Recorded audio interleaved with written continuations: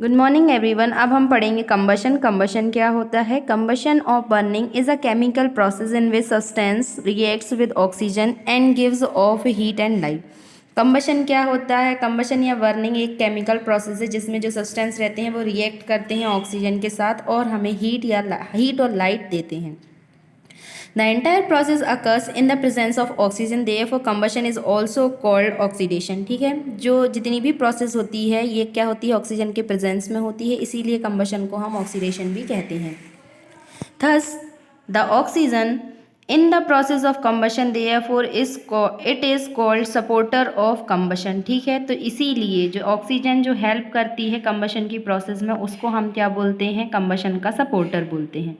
The substances that burn in air or oxygen to produce heat and light are called combustible substances। ठीक है, जो भी substance oxygen और air के presence में हीट और लाइट प्रोड्यूस करते हैं उनको हम कंबस्टेबल सब्सटेंसेस कहते हैं। For example petrol, wood, coal, paper, kerosene etcetera. इसके एग्जांपल क्या क्या है? पेट्रोल है, वुड है, कोल है, पेपर है और केरोसिन है। However, the substances that do not burn in air or oxygen are called non-combustible substances। ठीक है, और ऐसे सब्सटेंस जो बर्न नहीं होते हैं एयर में और ऑक्सीजन में उनको हम बोलते हैं नॉन कंबस्टेबल सब्सटेंसेस, जैसे mud, stone, glass, most of the metals, cements etcetera. इसके एग्जांपल क्या है? मड कीचड़ हुआ, पत्थर हुए, ग्लास हुए और जितनी भी मेटल्स हैं और सीमेंट, ये सब। अब complete combustion of a substance takes place in the presence of sufficient oxygen. ठीक है, जो टोटल कंप्लीट कंबशन होता है किसी भी सब्सटेंस का वो कब होता है? जब वहाँ सफिशिएंट ऑक्सीजन मौजूद होती है, उस तब होता है। As in this reaction heat is evolved, therefore it is an exothermic reaction। ठीक है, इस रिएक्शन में हीट इवॉल्व होती है, इसीलिए ये एक्सोथर्मिक रिएक्शन है। इवॉल्व मतलब क्या होता है? निकलती है हीट, इसीलिए ये एक्सोथर्मिक रिएक्शन है। Whereas incomplete combustion takes place when supply of oxygen is inadequate. ठीक है, और जो इनकम्प्लीट कंबशन होता है वो तब होता है जब जो ऑक्सीजन की सप्लाई होती है वो एडिक्वेट मतलब वो पर्याप्त मात्रा में नहीं होती। इनएडिक्वेट मतलब क्या होता है? पर्याप्त मात्रा में नहीं होती है तब। अब इग्निशन टेम्परेचर क्या होता है? तो ordinarily combustion of things does not take place all the time. ठीक है, ये हम पता है आमतौर पर जो कंबशन होता है चीज़ों का वो हर जगह और हर टाइम पे नहीं होता है। A piece of paper, a match stick और a piece of wood does not catch fire on its own. तो एक पेपर का टुकड़ा ले लो या एक मैच स्टिक या फिर जो लकड़ी का टुकड़ा है वो अपने आप आग नहीं पकड़ता है। Do you know why? आप जानते हैं क्यों? Because everything Burns in the presence of air at a particular temperature. ऐसा क्यों होता है? क्योंकि प्रत्येक चीज़ है वो एयर के प्रेजेंस में और एक पर्टिकुलर टेम्परेचर पर ही जलती है। Therefore, the temperature at which a particular substance burns in the presence of air is called its ignition temperature। ठीक है, तो ऐसा टेम्परेचर जब एक पर्टिकुलर सब्सटेंस क्या होता है? बर्न होता है, मतलब जलता है एयर की प्रेजेंस में, तो उसको हम बोलते हैं ignition temperature. The ignition temperature is different for different combustible substances. ठीक है, जो इग्निशन टेम्परेचर होता है वो अलग होता है अलग अलग कंबस्टेबल सब्सटेंसेस के लिए।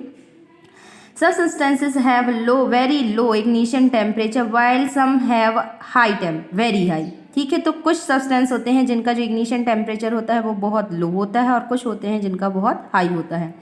You must have seen cooking oil catching fire when a frying pan is kept for long time on a burning stove। आप लोगों ने देखा होगा कि कभी कभी जो कुकिंग ऑयल है वो भी आग पकड़ लेता है जब हम फ्राइंग पैन को बहुत लंबे टाइम तक बर्निंग स्टोव पे मतलब जलते हुए स्टोव पे छोड़ देते हैं। Kerosene oil and would do not catch fire on their own at room temperature. अब जो केरोसिन ऑयल होता है और लकड़ी होती है वो अपने आप आग नहीं पकड़ते हैं रूम टेम्परेचर पर, but if kerosene oil is heated a little it will catch fire. लेकिन अगर हम केरोसिन ऑयल को थोड़ा सा गर्म करते हैं तो उसमें आग लग जाती है। Because on heating it acquires is ignition temperature and starts burning. ऐसा क्यों होता है? क्योंकि हीट करने पे इसको अपना इग्निशन टेम्परेचर मिल जाता है और वो जलना शुरू हो जाता है। On the other hand if would is heated a little it would not catch fire. और दूसरी तरफ क्या होता है? अगर हम लकड़ी को थोड़ा सा गर्म करते हैं तो वो फायर को कैच नहीं करता है।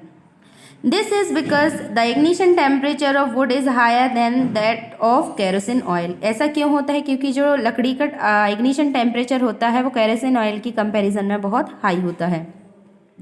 Therefore wood needs to be heated more in order to catch fire। तो इसीलिए हमें लकड़ी को ज़्यादा गर्म करना होता है उसको उसमें आग लगाने के लिए। अब टाइप्स ऑफ कंबशन क्या होते हैं हम वो देखेंगे। तो combustion is mainly of 4 types. जो कंबशन होता है वो 4 टाइप के होते हैं। अब फर्स्ट पढ़ेंगे हम। फर्स्ट क्या होता है? Spontaneous combustion. क्या होता है? Spontaneous combustion.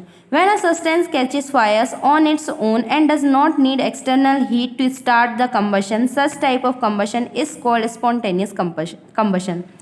जब कोई सब्सटेंस अपने आप आगे पकड़ लेता है बिना कोई एक्सटर्नल हीट के, तो इस टाइप के कंबशन को हम क्या बोलते हैं? Spontaneous combustion. This type of combustion is shown by दो substances which have low ignition temperature. और इस टाइप का जो कंबशन है वो उन सब्सटेंसेस के थ्रू देखने को मिलता है हमें जिनका जो इग्निशन टेम्परेचर होता है वो बहुत लो होता है। Following are the examples of spontaneous combustion. और कुछ एग्जाम्पल्स हैं स्पॉन्टेनियस कंबशन के, वो क्या हैं? The combustion of coal dust near the coal mines is an example of spontaneous combustion. ठीक है, जो कंबशन होता है कोल डस्ट का, कोल माइंस के पास जो कोल डस्ट पाई जाती है उसका, वो एक एग्जाम्पल है स्पॉन्टेनियस कंबशन का। दिस में led to major accidents risking the lives of coal mine workers. ठीक है, ये बहुत बड़ा एक्सीडेंट हो सकता है और इसमें कोल माइन वर्कर्स की जो लाइफ होती है उनके लिए भी खतरा बन जाती है। You might have heard the major outbreaks of forest fire especially during summers. ठीक है, आप लोगों ने बहुत बार सुना होगा कि जंगलों में जो आग लगती है उसके बारे में, तो ये मोस्टली कब होता है? समर्स में। This could be caused by even a slight spark of the cigarette और नेचुरल कॉज लाइक लाइटनिंग और हीट ऑफ द सन। ठीक है, ये किससे हो सकता है? बिल्कुल छोटी सी जो चिंगारी होती है सिगरेट की, या तो उससे भी हो सकता है या फिर नेचुरल भी हो सकता है, ये जो बिजली वगैरह होती है उससे, और जो धूप पड़ती है सूरज की जो गर्मी होती है उसकी वजह से। Which ignite the dry leaves and pinks. ठीक है, ये क्या करता है? जो सूखी पत्ती डाली होती हैं उनको इग्निएट कर देता है। And the fire spreads through the woods. और ये क्या होती है? जो आग रहती है वो पूरे में फैल जाती है। When the white phosphorus is kept in air for some time, it catches fire automatically। ठीक है, जब हम वाइट फॉस्फोरस को हवा में ऐसे ही रख देते हैं कुछ टाइम के लिए तो उसमें अपने आप आग लग जाती है। The phosphorus reacts with air to form oxide, which is an exothermic reaction। जो फॉस्फोरस रहती है वो रिएक्ट करती है एयर के साथ ऑक्साइड बनाने के लिए, और ये एक एक्सोथर्मिक रिएक्शन होती है। The heat generated ignites the rest of the white phosphorus। ठीक है, जो हीट जनरेट होती है वो इग्निएट करती है बाकी की वाइट फॉस्फोरस को। To avoid this it should be stored in water. इसको अवॉइड करने के लिए इसको काय में रखा जाता है? पानी में रखा जाता है। Sodium when comes in contact with air start burning, that is why it is kept in kerosene। ठीक है, जो ऐसे ही सोडियम जो होती है जैसे ही हवा में आती है तो वो भी जलना शुरू हो जाती है, इसीलिए इसको केरोसिन में रखा जाता है। अब आता है नेक्स्ट क्या? Slow combustion. क्या आता है? Slow combustion. तो this type of combustion takes place very slowly at low temperatures. ये इस टाइप का जो कंबशन होता है वो बहुत धीरे होता है और बहुत लो टेम्परेचर पे होता है। Cellular respiration is an example of slow combustion. और जो सेल्युलर रेस्पिरेशन होता है वो इसका एक एग्जाम्पल है स्लो कंबशन का। Rapid combustion. तो rapid combustion occurs when a substance catches fire instantly even in the presence of a small burning agent like a match stick और a lighter.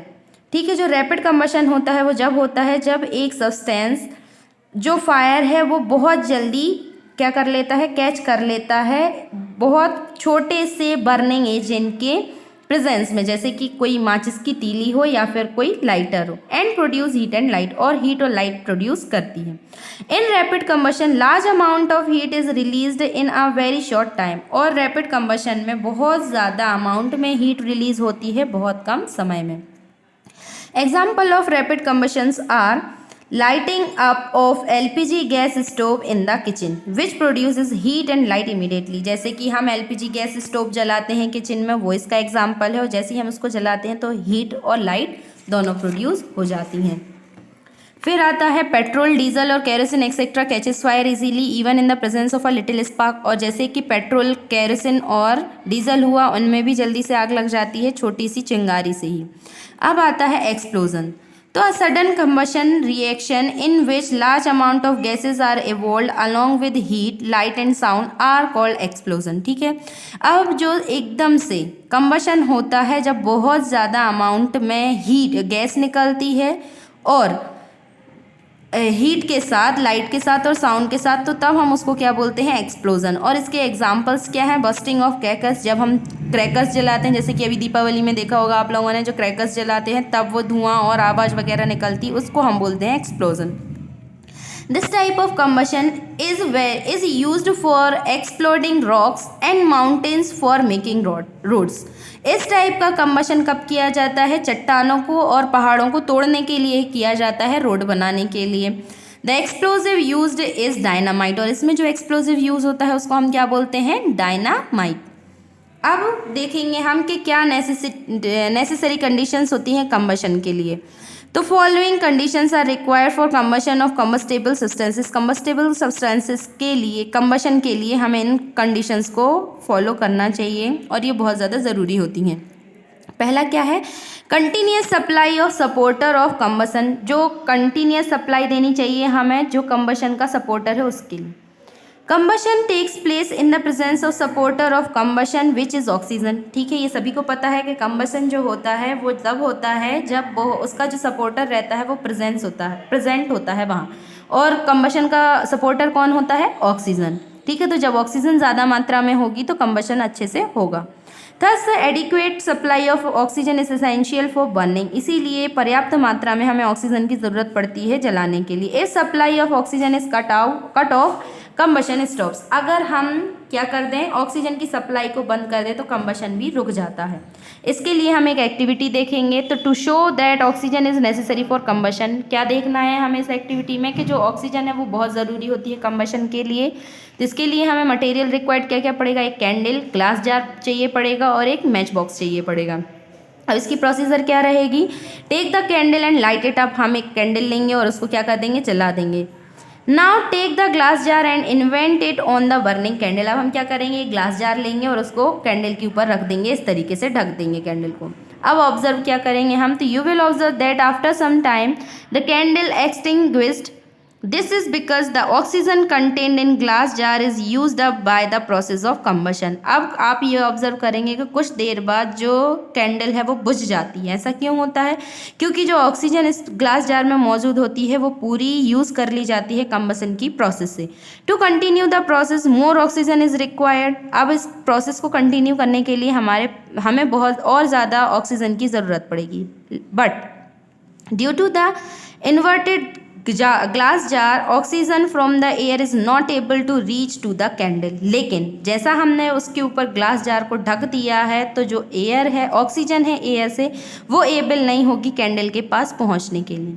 Therefore the candle extinguishes, इसीलिए जो candle है वो बुझ जाती है। Conclusion क्या निकलता है इसका, this concludes that oxygen is necessary for combustion, ये हमें ये बताता है कि ऑक्सीजन बहुत ज़रूरी होती है कंबशन के लिए। अब नेक्स्ट क्या है, सुटेबल इग्निशन टेम्परेचर, अब हमें इसके लिए एक सुटेबल इग्निशन टेम्परेचर की भी ज़रूरत पड़ती है कंबशन के लिए। The combustible substance will not catch fires as long as its temperature is below its ignition temperature. अब एक कंबस्टेबल सब्सटेंस जो है वो तब तक आग नहीं पकड़ेगा तब तक जो उसका टेम्परेचर है वो इग्निशन टेम्परेचर के नीचे रहेगा। The substances with low ignition temperature catch fire easily, अब ऐसे सब्सटेंसेज जिनका जो इग्निशन टेम्परेचर है वो लो होता है वो आसानी से आग पकड़ लेते हैं, even at a room temperature, मतलब रूम टेम्परेचर पे भी। On the other hand the substances with high ignition temperature take longer time to burn, लेकिन दूसरी तरफ क्या होता है, ऐसे सब्सटेंस जिनका जो इग्निशन टेम्परेचर बहुत हाई होता है उनको ज़्यादा समय लगता है आग को पकड़ने के लिए।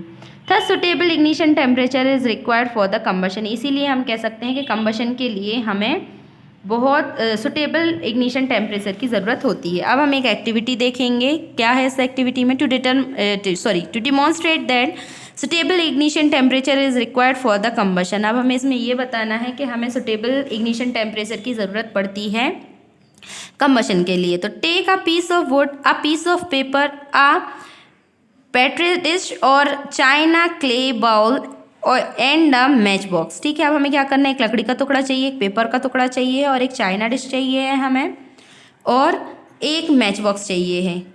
Place both paper and would in petri dish, light up the match stick and place in the petri dish. Now observe the changes. अब हम दोनों को, पेपर और लकड़ी दोनों को क्या कर देंगे, चाइना डिश में रख देंगे और दोनों को हम क्या करेंगे, दोनों में माचिस की तीली लगाएंगे जलाकर। अब हम देखेंगे कि हमें क्या चेंजेस देखने को मिलते हैं। तो you will observe that the paper catches fire sooner than would. आप क्या देखेंगे कि पेपर में जल्दी आग लग जाती है वुड के कंपैरिजन में। This is because the ignition temperature of paper is lower than that of would. ऐसा क्यों होता है, क्योंकि जो इग्निशन टेम्परेचर है पेपर का वो कम होता है वुड की कंपैरिजन में। अब फायर को हम कल पढ़ेंगे।